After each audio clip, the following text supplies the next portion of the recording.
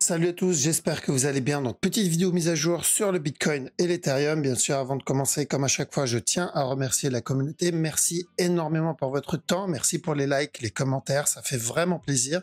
N'hésitez pas à me suivre sur Twitter. Vous avez le lien dans la description. Et sans plus tarder, on va attaquer la vidéo. Let's go.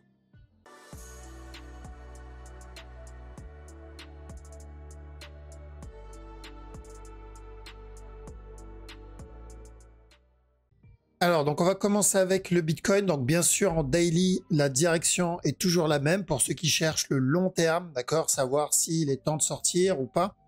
Pour moi, c'est encore haussier. Le Bitcoin, l'objectif, c'est de revenir péter le top encore une fois, donc les 73 800, 74 000. Donc, on est clairement dans un range et plus continuer à range ici et plus l'impulsion qu'on va avoir, elle sera importante. Ça, c'est une bonne nouvelle. Par contre, on doit quand même rester vigilant et faire attention sur la plus petite time frame, c'est-à-dire la structure 4 heures, donc où il a validé et on a terminé le regular flat, donc notre regular flat d'origine, après avoir obtenu le petit push.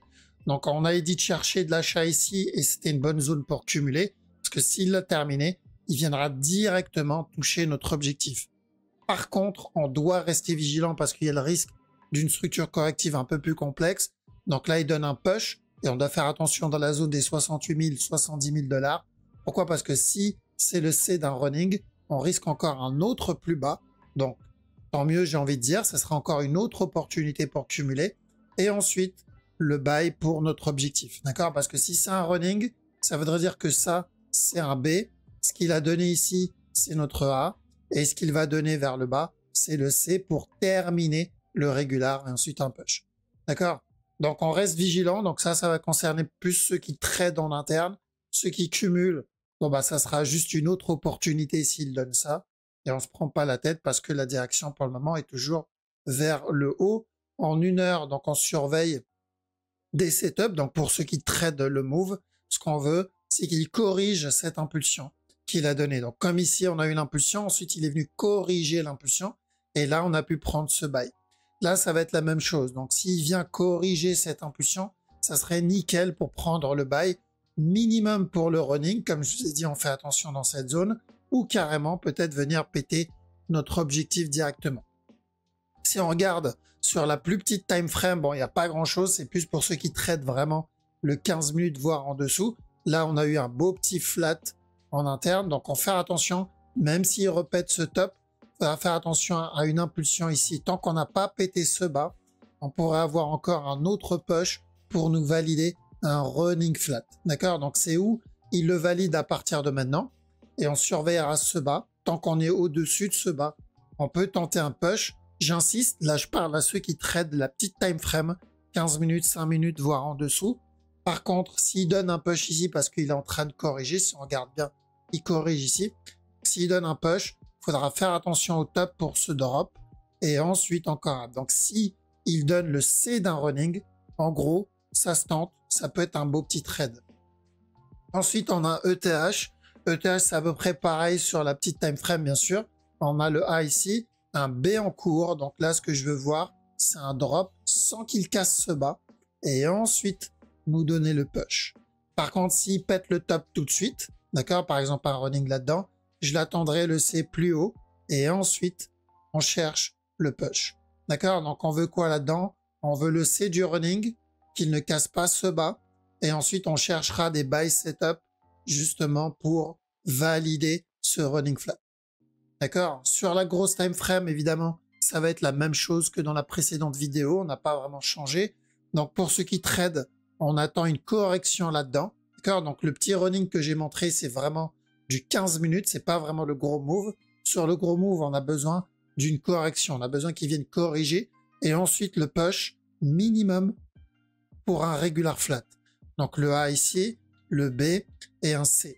On doit faire attention dans cette zone, d'accord? 39, 40 000, on doit, 3 900, 4 000, pardon.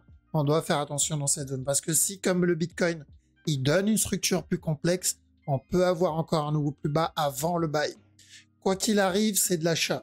Que ce soit pour le scénario numéro 1, c'est-à-dire un contracting flat ici, parce que j'ai l'impression qu'on n'a pas cassé le bas. Après, j'ai vu dans les commentaires de la précédente vidéo, ils m'ont dit s'il a cassé avec les autres brokers. Donc si s'il a cassé, ça sera un régular, mais s'il n'a pas cassé, contracting, dans ce cas-là, c'est un buy direct, objectif 4100 $. Et le prochain objectif, c'est les 5000 $, parce que oui, on n'a toujours pas atteint notre objectif de base, qui est revenir tester ce top. D'accord? Mais pour le moment, on vise d'abord l'interne. Donc long terme, c'est encore, enfin moyen long terme, c'est encore haussier.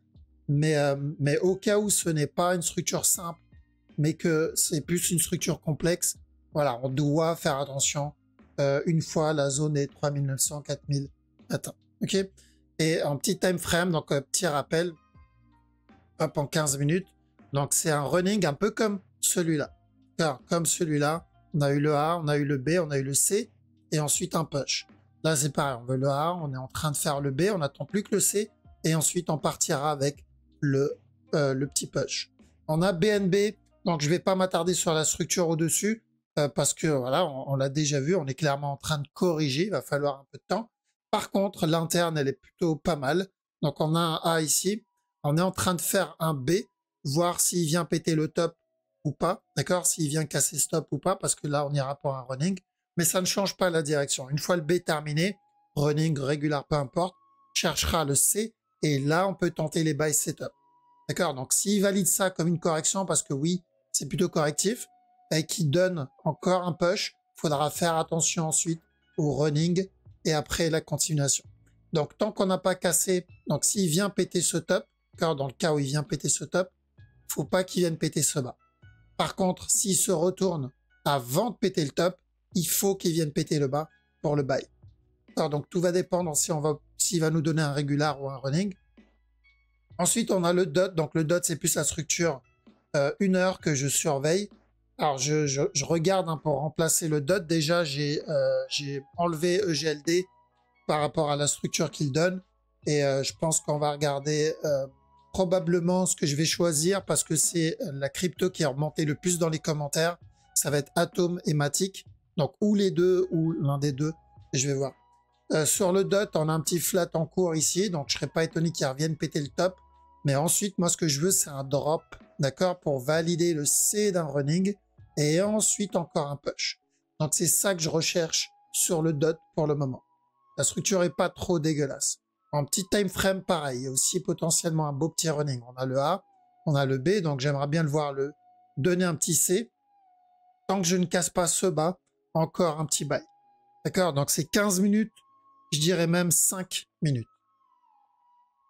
Ensuite, on a le Litecoin. Donc Litecoin, le move qu'il donne, donc on continue à push, mais il faut garder en tête que ce genre de push, c'est un push très fatigué, et on va commencer à perdre en momentum doucement. Donc moi, ce que j'aimerais voir là-dedans, c'est ou un drop, si je veux tenter le buy, d'accord, ou une correction. L'idéal, ce serait une structure corrective. Pourquoi j'aimerais ça?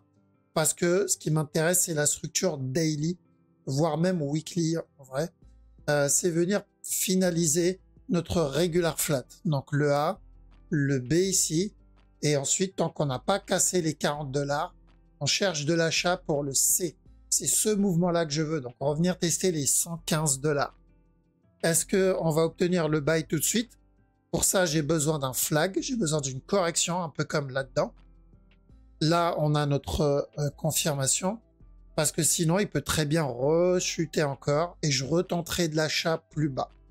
Donc, daily, weekly, Litecoin, c'est plutôt de l'achat. Par contre, sur la plus petite time frame en 1 heure, c'est trop tôt encore.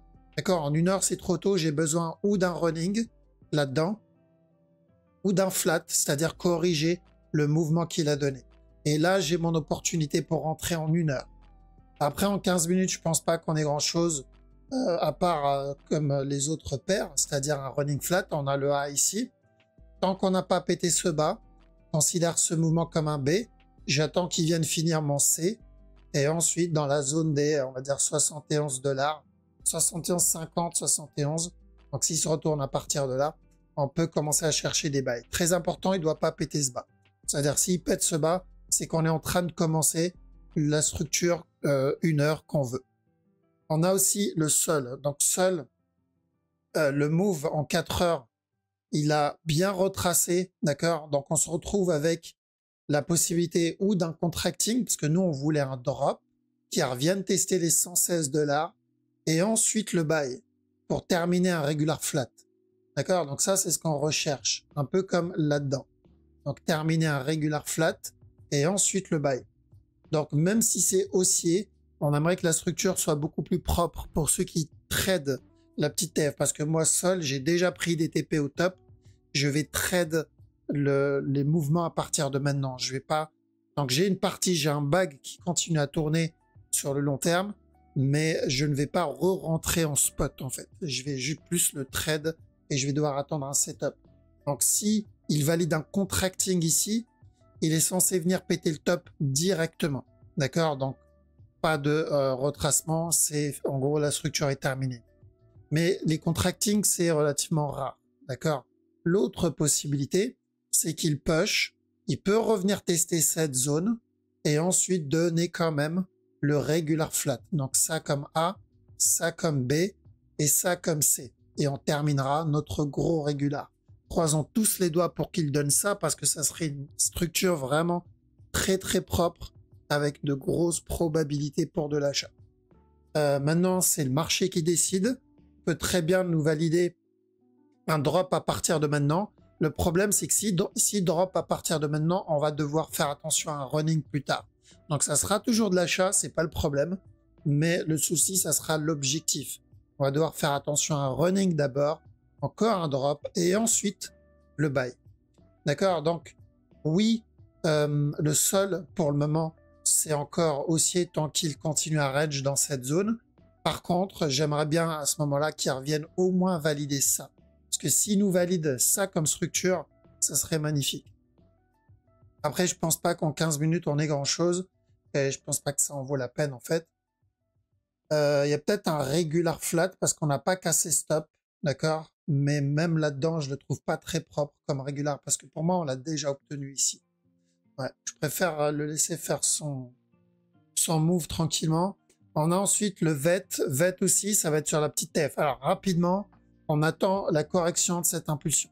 D'accord? On attend une correction de cette impulsion si on veut buy le VET. Tant que je n'ai pas ça, je ne touche pas au VET en 4 heures. D'accord? Maintenant, même en 1 heure, j'y touche pas. Par contre, en 15 minutes, il peut y avoir un petit setup intéressant.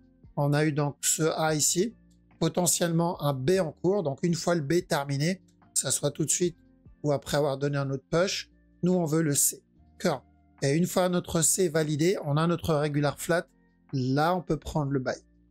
D'accord? Mais attention, c'est du 15 minutes. C'est pas vraiment le mouvement 4 heures. On peut très bien valider le C et donner un push et ensuite commencer sa correction. Donc, il ne faudra pas s'endormir sur le TP. Ça sera revenir péter le top. D'accord? Mais pour le moment, on attend déjà le C. Alors, rapidement, du coup, on va regarder Atom. C'est ce qui remplace EGLD. Je vais voir si je remplace DOT. Si je le remplace, ça va être avec Matic. Donc, Atom sur la grosse time frame, c'est une excellente zone pour moi pour rentrer en spot, cumuler en spot. D'accord? Donc, pour les plus anciens, si vous vous rappelez, on cherchait quoi sur ce move? On a eu ce drop, on a eu ce up, il est venu péter ce bas. On cherchait de l'achat pour un running. Et ensuite, on a dit, tant qu'on pète pas ce top, on risque encore un autre plus bas. Ce qui a été fait. Et ce bas-là a cassé aussi celui-là. Donc, ça veut dire qu'à partir de maintenant, vu qu'on sait que ce mouvement-là, c'est notre running, ça, il va falloir le garder comme A. Ce qu'il a donné, ça va être le B. Donc maintenant, à chaque nouveau plus bas, on cherche de l'achat pour un C. Par contre, je ne vise pas la cassure du top. D'accord? Je vise à peu près donc une grosse impulsion, un peu comme ce qu'il a donné là-dedans. Mais je vise pas le top. S'il casse le top, c'est bonus. Mais c'est pas ça que je vais viser à la base. D'accord? Je vais vraiment viser une impulsion dans la zone, on va dire, entre 13 et 15 $. Plutôt 15. Hein. Je pense qu'on pourrait même monter au-dessus des 15 $. Mais par sécurité, on va dire 14-15 $, ça va être mon objectif pour commencer à prendre des TP. D'accord? Cet objectif peut baisser si le marché continue à dump encore. Si le B devient un peu plus grand. D'accord? L'objectif, il peut chuter encore un peu, mais ça reste haussier pour un running. Le A ici, le B et ensuite un C. D'accord? S'il donne plus, S'il vient péter le top, c'est bonus, mais on aura déjà pris des profits dans cette zone-là. Après, sur la plus petite time frame, bon, ben, ça ressemble à la majorité des autres cryptos. Donc, je pense qu'on cherche un future running. On a le petit drop qui est tout seul ici. Donc ça, je l'oublie pas. Plus tard, on pourrait très bien voir un drop encore et ensuite un push. Ça ressemble un peu au Litecoin. D'accord, le Litecoin, c'est à peu près ça. Après, sur la petite TF, il y a aussi la possibilité. Donc, si on a déjà fait le running, exemple celui-là, avec celui-là, bah, il nous manque encore un autre drop avant le push. D'accord, mais l'idéal, ça serait plus un flag ou une correction. Là, ça serait parfait s'il corrige. Donc, même si il valide ses runnings en interne et il push, je préfère qu'il me donne une structure corrective 1 heure, voire 4 heures. Donc, comme le Litecoin. Et là, on a une belle structure. Maintenant, pour du spot cumulé, tranquillement, ça reste un excellent prix, j'ai envie de dire. Surtout si on se fait, je pense que même s'il part à partir de maintenant, ça va être un petit 100. Et s'il descend encore, il donne un autre plus bas, parce que c'est possible qu'ils reviennent tester encore le plus bas, parce qu'on n'a pas de setup pour avoir bien plus que ça. Donc, en spot, bonne zone pour cumuler. Par contre, en trading, on attend un flag. D'accord? On attend un flag ou un flat. Donc, on attend une structure corrective là-dedans avant le push. Et 15 minutes, ceux qui veulent tenter la structure interne, voire même 5 minutes. D'accord? Il faudra faire attention minimum à ça. Voire même le running au-dessus. Ok, voilà. Donc, je vais voir maintenant si j'enlève le DOT ou le VET. Dites-moi, je mets Matic à la place de quoi? Est-ce que je le mets à la place du DOT, le VET? Le VET, je vous avoue, ça serait celui qui me botterait le plus à remplacer parce qu'on a de la marge, on a vraiment le temps, le temps que la structure se développe. Le DOT n'est pas spécialement plus sexy, mais on va dire la structure 1 heure est pas dégueulasse, mais juste 1 heure. Parce que la structure daily, voilà, c'est pas différent du DOT, du VET, hein, c'est exactement la même analyse que le VET. Donc, dites-moi ce que vous voulez que j'enlève. Après, bon, j'ai envie de dire, je peux enlever les deux, mais je sais que beaucoup d'entre vous, vous aimez bien, vous voulez qu'on continue à analyser le VET. Donc, je sais pas.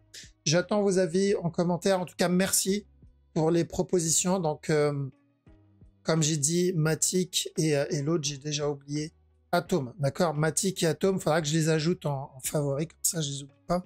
Donc, merci à vous, en tout cas, pour les commentaires. Ça fait vraiment plaisir. Merci pour le soutien et merci d'avoir regardé la vidéo jusqu'au bout. Passez une très bonne journée ou une très bonne soirée. Je vous dis à la prochaine. Ciao.